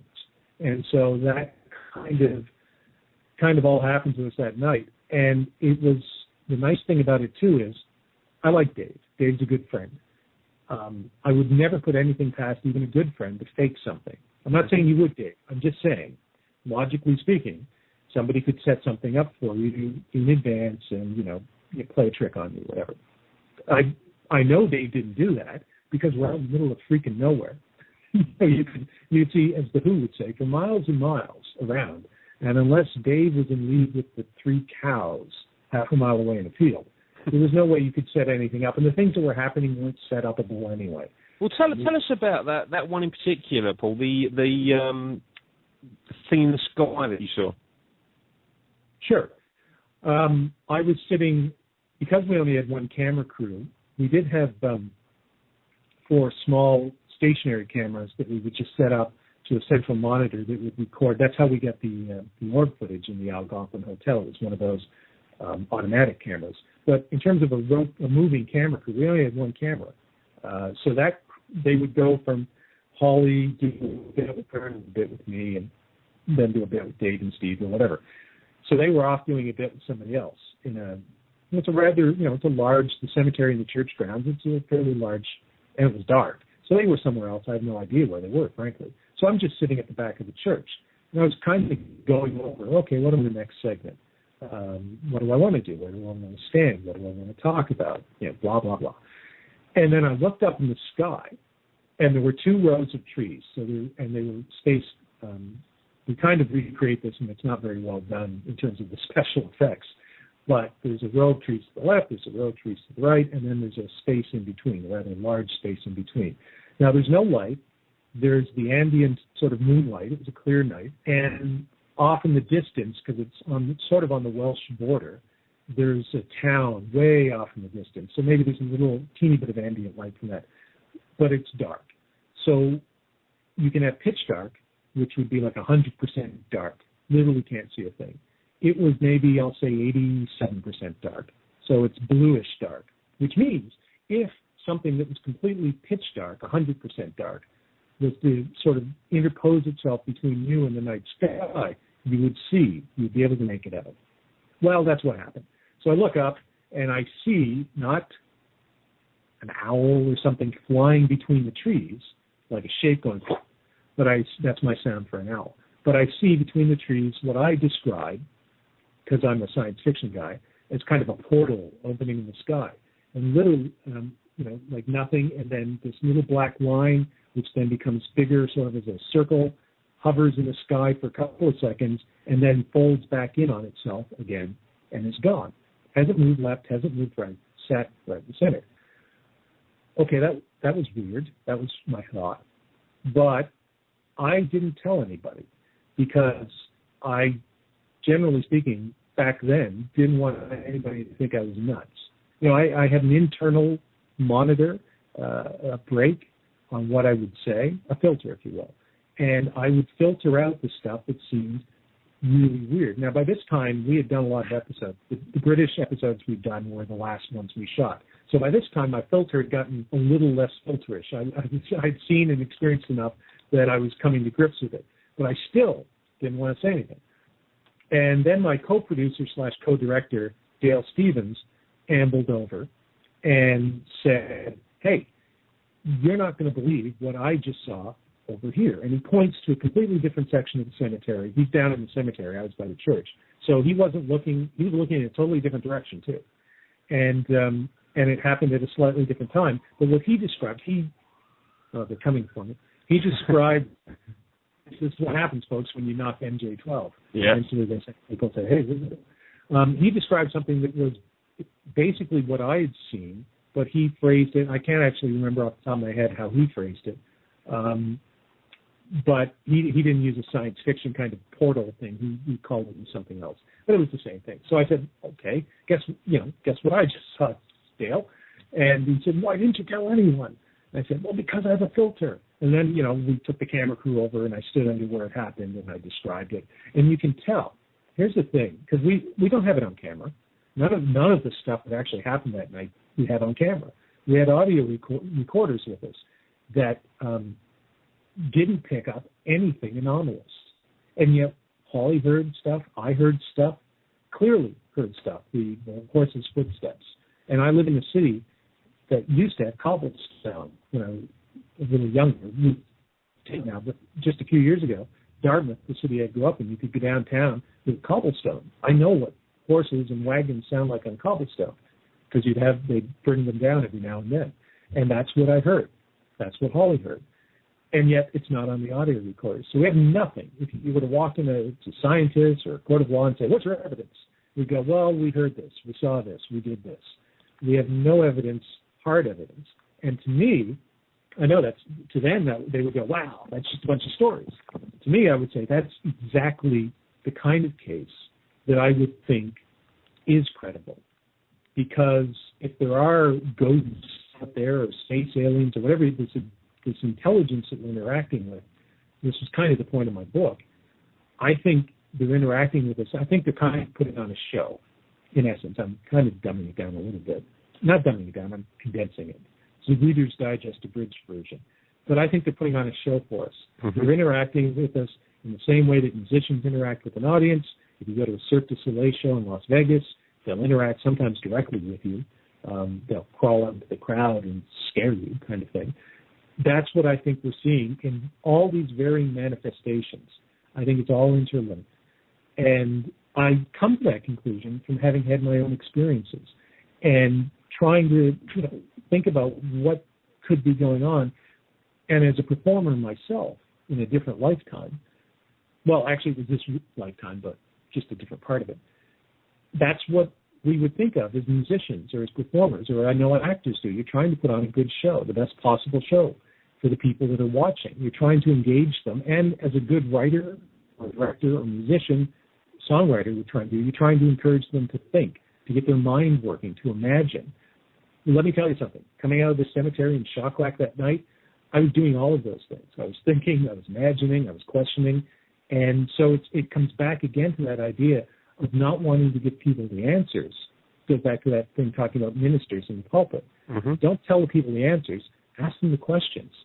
So I think if there's anything going on, that's what it is, that we're dealing with an advanced non-human intelligence that is asking us the questions and then leaving it up to us to come to conclusions or answers or even to just start looking. Because I like to say the journey is the destination. And, I mean, that sounds cliche, and I'm not the only person who's ever said it, but I kind of think that's what life is. You go through, and at the end of it, you might know a little more than when you started, but you still don't have all the answers. But if you're not looking, if you're not asking questions, you're not even going to get those that far. But are people ready for that, Paul? Because everything you see on TV nowadays and everything you read in the paper, if it ain't bad news, it doesn't make the news. If it's the paranormal, paranormal TV show, if it's not some dark entity, then it's not watchable. People are not interested. If there's a news article on the paranormal, it's usually about some demon or some exorcism or something like that. That's what people want, isn't it? Why don't they? We know that investigations, 99% of an investigation is boring. We know because we've done it. So why don't people want to see this? They don't want to see investigation techniques. But when something does happen, it makes it that much more interesting. Like, for instance, Most Haunted. Yeah, I've said it. Sue me, I don't care. Most Haunted was a crock because the same thing happened every week. Banging, tapping, getting pushed. The medium picking up on stuff every location he went to. And we know it's a crock, but people lapped it up. What is this psychological need we've got to watch crap? That's what people want at the end of the day. The people who are going out there now, taking part in the paper booze, paying the money to go and do what they want, that's what they want, is to have them experiences. They don't want the boring experiences. But they're not real experiences. They want to have all the crap going on. It's not real experiences, David. Anyone with half an ounce of common sense can see that. Yeah. How many people involved in the subject have got a half ounce of common sense? Well, why, you can go back to, let me put it, Dave said on the MMA. Well, here's another analogy. Why do the vast majority of people watch Iron Man 3 or The Dark Knight Rises, which is a terrible, terrible film, I'm a Batman fan. It was a terrible film. And even if it was a good film, why are all of these blockbuster superhero films there? You can go to the multiplexes here. I assume it's the same in the United Kingdom. And, you can find the same 5 films. And even of those 5 films, they all generally have the same plot. There's a couple of exceptions. And yet, I have a friend who is in the film and television industry at a very high level.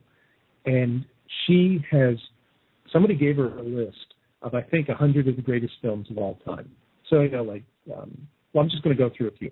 These are films that I would think anybody interested in films, in entertainment, in good storytelling should see. Citizen Kane, Ingmar Bergman's Fanny and Alexander, The Seventh Sign. Wait, I always confuse The Seventh Sign with The Seventh Seal. It's The Seventh Seal, sorry. I've seen it so many times, but it's that stupid Demi Moore film. Oh my God, it's even filtering into my consciousness. The horrible, cheesy Demi Moore. Yeah. Bridge on the River Kwai, Lawrence of Arabia, those kinds of films. But those aren't the films that people watch. Even independent film today, you know, the really gritty sort of little storytelling films that tell a compelling story. No, we want to see Thor throw his hammer at the rock monster. And if it isn't Thor throwing his hammer at the rock monster, we want to see Superman smash the alien spaceship or whatever. They're not great films, with one or two exceptions. But that's what people want to see. It's bread and circuses. It's like the ancient Romans where you would just give them this show. And the show that they're giving them, though, doesn't encourage them to ask questions. In fact, I really believe, and I don't think it's a conspiracy, I just think it's the way things work, though they're not only not encouraged to ask questions, they don't want them to ask questions. Because if people actually started asking questions about a whole range of things, and here's how the paranormal does touch on the real world. If we step back and said, there's more to us than just the mundane, day-to-day existence that we can see. You're born, you live, you die, you work for 40 years in between, you put a pension together, you have a couple of kids, and a white picket fence. That's what we've been told our existence is. If somebody comes along and says, hey, you know what, it could be wilder than that. There could be all these other things out there. There could be so much more to who we are, to what we're interacting with. Well, then people start thinking. And when people start thinking, they're going to start going, you know what? This story we've been told is Roger Waters, and it's not Roger Waters' fault, but he pointed out in The Wall, you know, this idea of we're just another brick in the wall. No, we're not.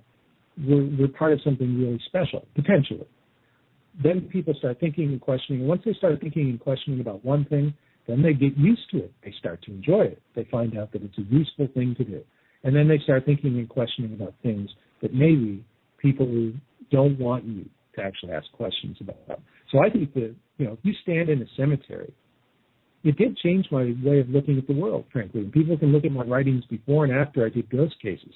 When I personally went out there, and instead of just talking about it, I went out and tried to experience it myself and did.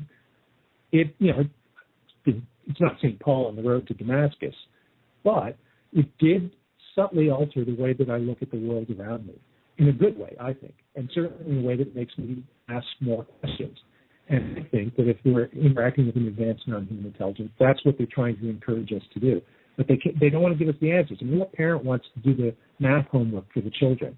The kid doesn't learn anything if you just fill in the answers for them. But you can help them.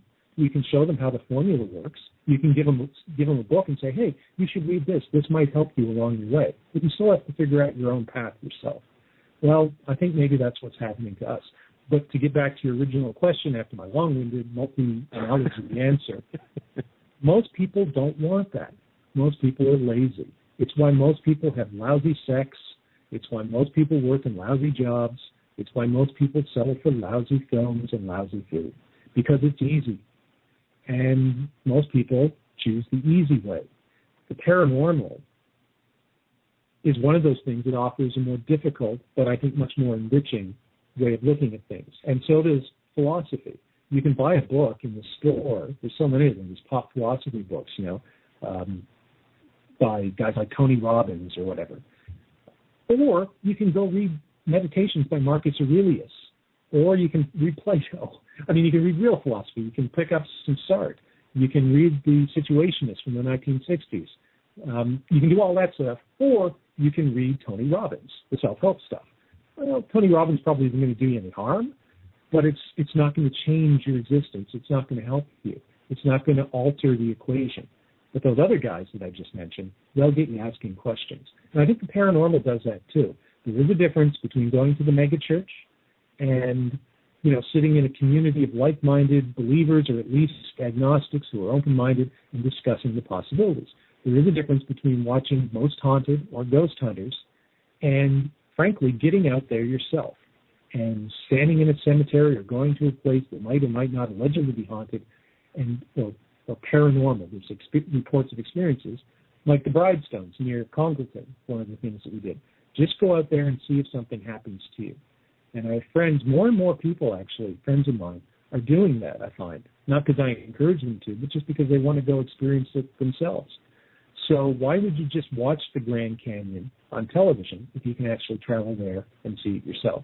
So with my takeaway from all of this, guys, is I encourage people to do what Dave does, which is go out there and try and experience these things yourselves, because these places are next door to us. Dave's in Congleton. I assume you still live in Congleton, Dave.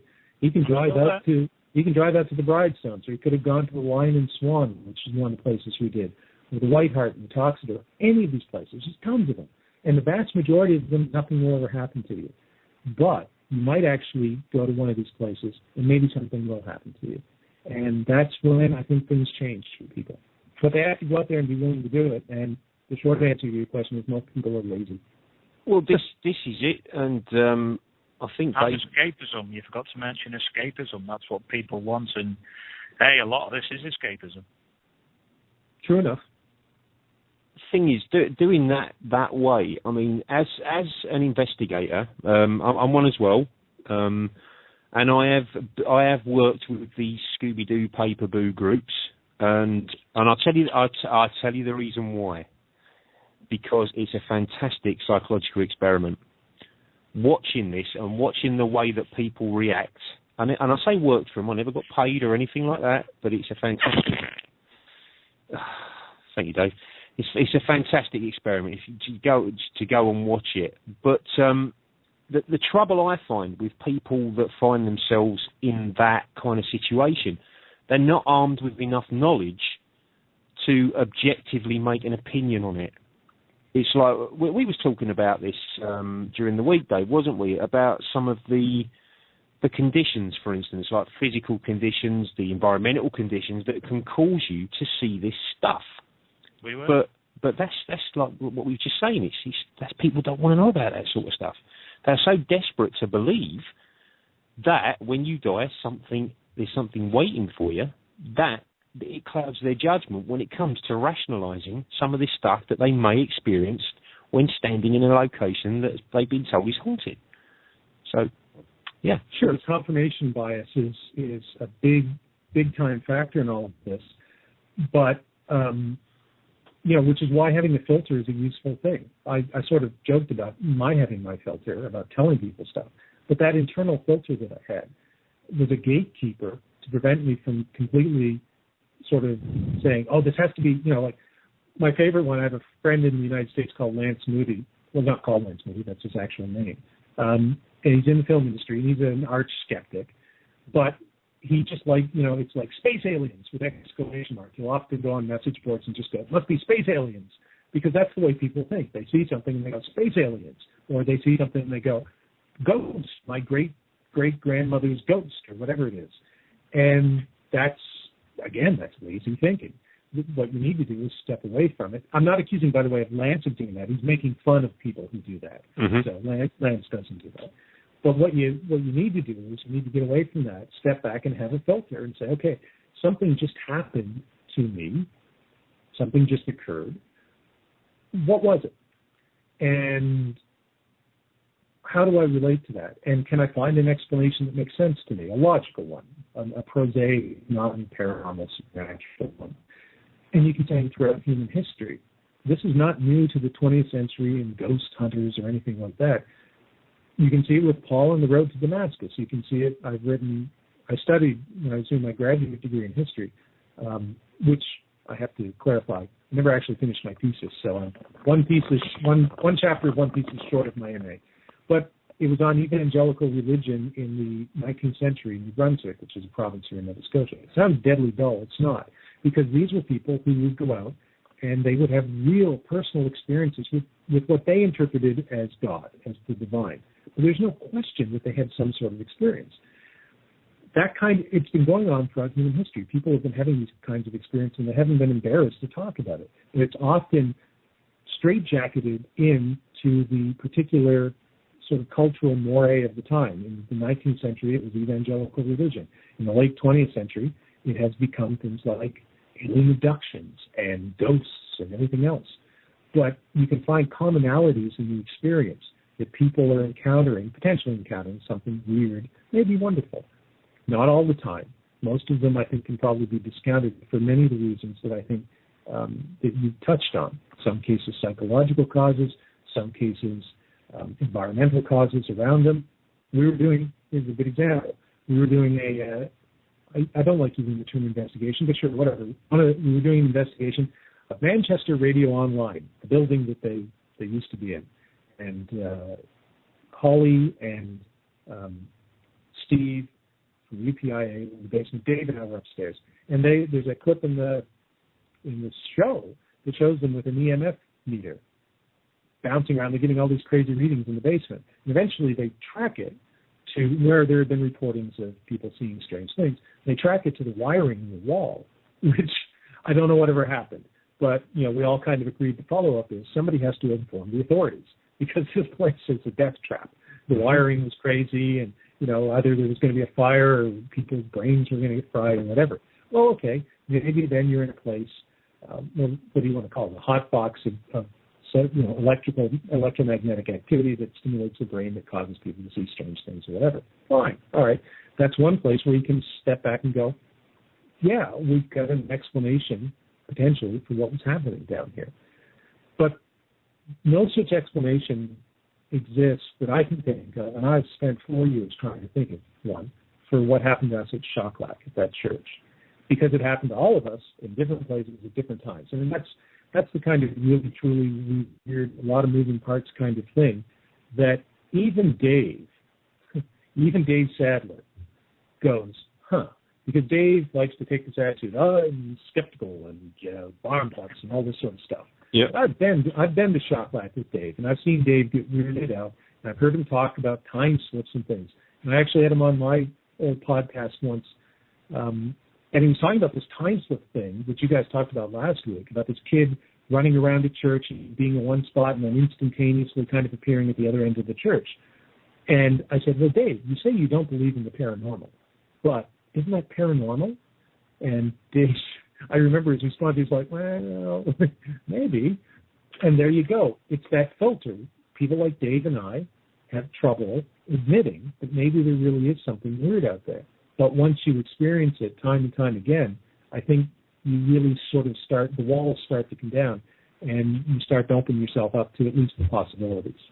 And if I've misrepresented your beliefs in any way, Dave, I apologize, but I don't think I have.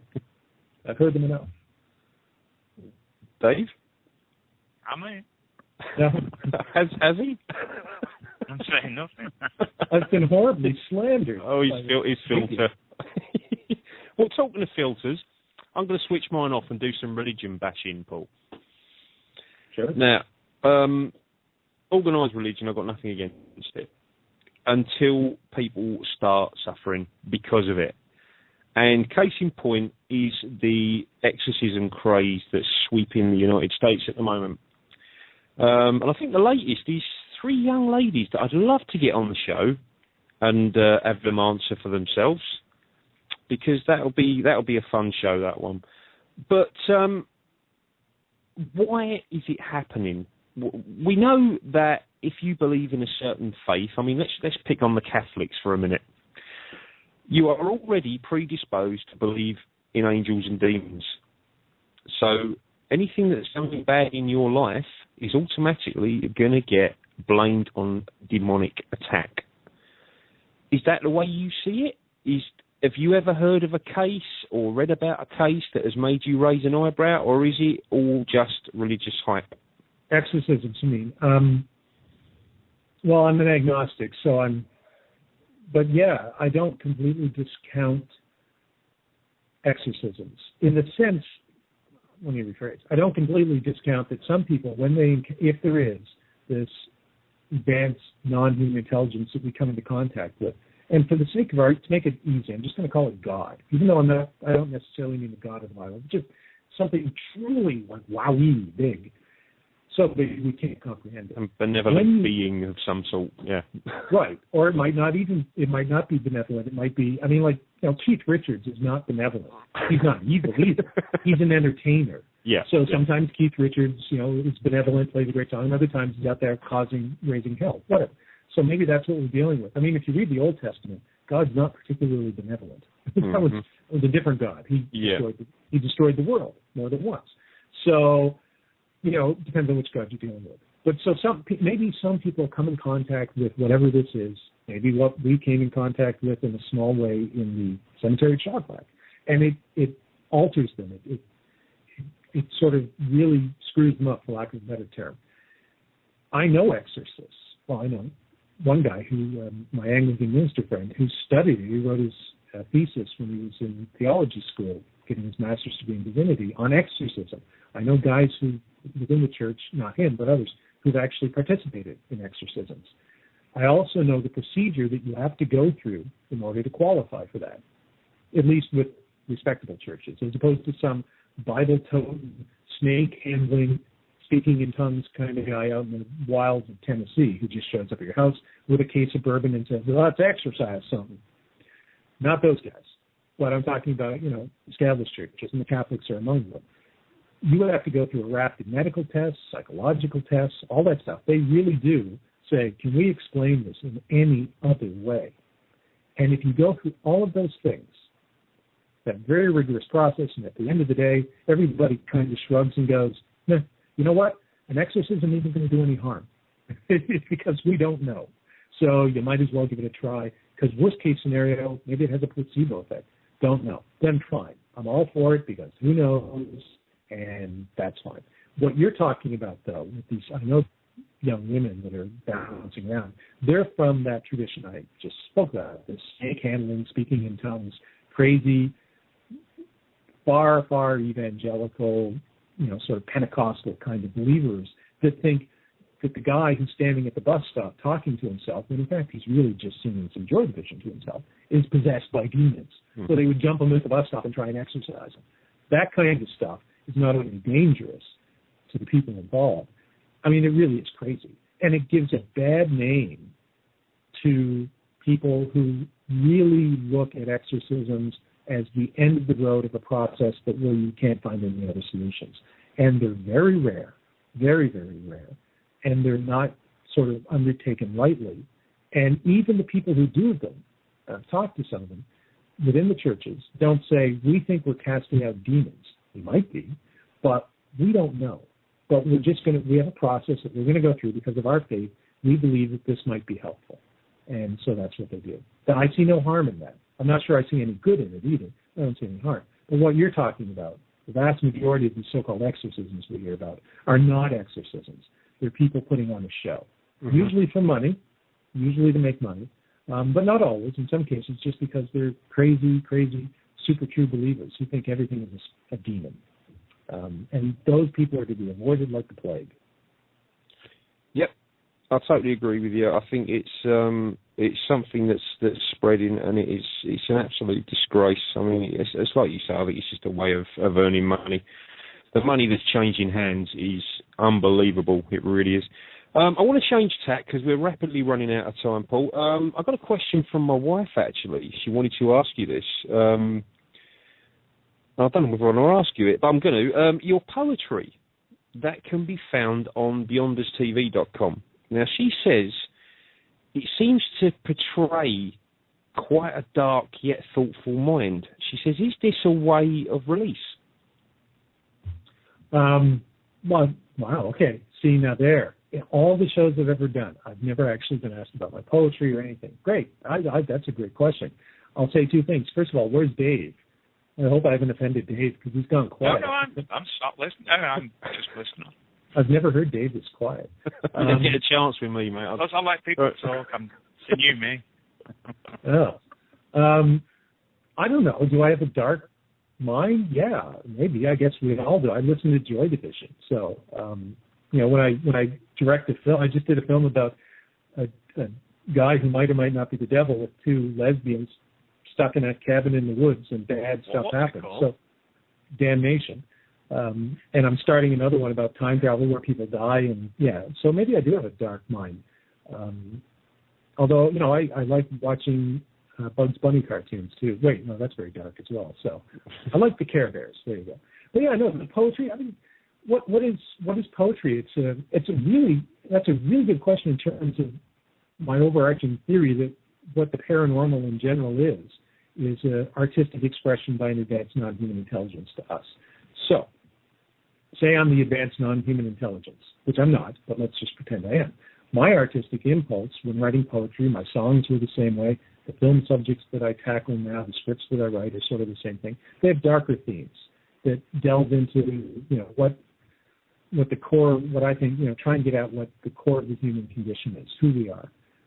Other people, like Katrina in the World, she had that famous song, what was it, Walking on Sunshine, right?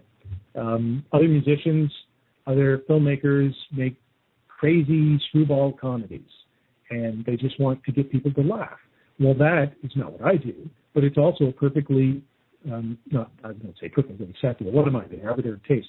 It's equally valid in terms of eliciting an emotion from humans because we have all these various emotions. All of these things are in play. So maybe your wife's right. I kind of can't believe anyone read my poetry. I didn't know I read it. I tend towards maybe a slightly darker way of looking at things. But that's just the way I present myself. Other people do it in a different way. But it's all part of the same thing. Artists presenting themselves to people and trying to encourage them to think. So with my films or my poetry or whatever it is that I'm doing, I kind of hope that people would walk away from it and go, not what does that mean, because who cares what it means, but what does it mean to you? Do you ask a question after you read it? Do you think your wife, at least apparently, thought enough to ask that question? That's great. I mean, as a poet or an artist or whatever, that's exactly what we want to hear. Somebody go, I wonder what that means. What does it mean to me? Well, I think maybe our paranormal friends are out there doing the same thing to us. And so that when we do a radio show like this, or when Dave goes to a cemetery, or I go to wherever and we do something, I like to think that maybe they're out there going, hey, I made this Sadler guy think or question. I made this Kimball guy think or question or whoever it is. And they're asking themselves different things. Mission accomplished. If I'm the paranormal, I go, mission accomplished, let's move on to the next guy. Because this Dave Sadler guy, he's okay. He's on the right path. And so is this Paul Kimball guy. Well, that answers your question, Sam. That's my wife's name, Sam. I've got a question for you, Paul. How many hours a night, on average, do you sleep? 2, maybe 3. And that's it. Because whenever I get up, wherever I am in the world, wherever I get up, you're on Facebook. Yeah. Well, people make fun of the Facebook thing. I mean, most of my work is done on the computer, whether it's editing a book, and I'm going to be starting one by Dave Sadler in the next couple of weeks, editing a book that hopefully will be out no later than the end of December. But films or whatever. So Facebook is always on for me. The internet is always on. So I'm not on Facebook 24/7. What I am is I take a 2-minute break to post something on Facebook, and then I go back to work, and then I'll do it again in an hour. But it gives the impression that I'm always on Facebook, which I'm not. I don't know. I sleep often. I sleep 2 or 3 hours here. I'll sleep 3 hours there. I just don't do it all at once. So I nap. I siesta. Paul, vanilla milkshake. Blame the Zen, please. I was told to ask you that. The Zen of the vanilla milkshake. I firmly believe that there are moments of sublime perfection when we can touch the very face of God. And that for me, having a really good vanilla milkshake is one of those Zen moments where I just sit back and I can almost feel the wind, even though I'm in a store, whispering through my ears and ruffling what's left of my hair. And I get this warm, tingly, and yet chilly, tingly feeling. Yeah, no, vanilla milkshakes. It's one of those perfect things. I'm on the constant hunt. Whatever town I go to, whatever city I go to, I'm always looking for the perfect vanilla milkshake. Never found it, but I found an awful lot of good ones. So to me, that's sort of my little half joking, but half serious kind of Zen quest that I'm on, is to find the perfect vanilla milkshake, which is ironic because most people I don't know, it's Alanis Morissette, ironic, which is to say not really ironic at all. But most people think vanilla is the dullest of all possible milkshake flavors. And yet I think it's the most interesting one because it's the purest. It's purity. So that's the zen of the vanilla milkshake for me. So I'll put that on my tombstone. Here lieth Paul Kimball, who we've shot off into space because that's what he asked us to do, but we're putting a tombstone here anyway. Search here for the zen of the vanilla milkshake. Not McDonald's vanilla milkshake then. They're actually not really milkshakes, but they're also not terrible. You're destroying my belief in McDonald's tonight, I tell you. You know what? I slam McDonald's, but I'm lazy too. I eat much more McDonald's than I'd like to admit. So I'm as bad as anybody I've just criticized when it comes to that. But I know that it's bad for me, and I know we shouldn't be eating it. And I think that's a level of awareness that even though I'm lazy, at least I have the awareness that I'm lazy. Well, I don't want to hurry you along, but I don't want to go off there. We've got about 2.5 minutes left, and I don't want to go off there before we're letting everybody know where they can find out more about yourself, where they can get hold of a copy of your book, watch some of these episodes of Ghost Cases, etc. So you let everybody know, please, Paul. It's all one central shop, www.redstarfilmtv.com. My book publishing company is there. We're actually just releasing one this week by American historian Aaron Golias, who hopefully you guys will have on the show, called The Chaos Conundrum. And he talks about a lot of these things from a cultural perspective as well. The films are there. You can see most of them for free online now. Our distributors have them up online, like Best Evidence or the Stan Friedman film. You don't have to buy them. Well, you can, but you don't have to buy them. You can see them online on YouTube. And if you want to read my poetry, like your wife, you can go to my personal website, beyonderstv.com. And most of my films are there, too, but a lot of my UFO-centered writings and poems and that have paranormal. They're all there. So, and the Blog Talk lady just told me that we have 90 seconds left. Yep. So now we're down to 85. But yeah, my last statement would be more people should be like Dave Sadler. Yeah. Which is to say, skeptical but open-minded and willing to get off their behind and go out there and actually put themselves in a place where they open themselves up to the possibility of maybe experiencing something really cool and really profound. Yeah. So that's why I like Dave, besides the fact that he's a cool guy. Yeah, Dave Sadler for Prime Minister, I say. Absolutely. No, I don't want Prime Minister. I'm in charge of money or something.